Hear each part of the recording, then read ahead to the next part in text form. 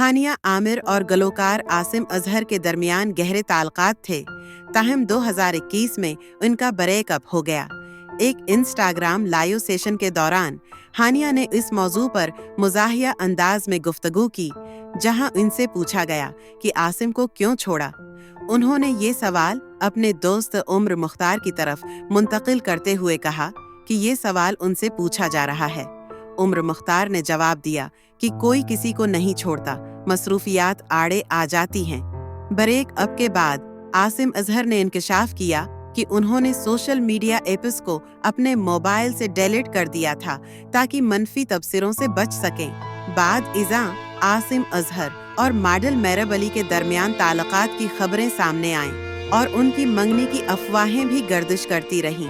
हाल ही में फरवरी 2025 में खबरें जेर गर्दिश हैं कि हानिया आमिर बॉलीवुड में दिलजीत दोसांझ के साथ एक रोमानवी कॉमेडी फिल्म में डेब्यू करने जा रही हैं।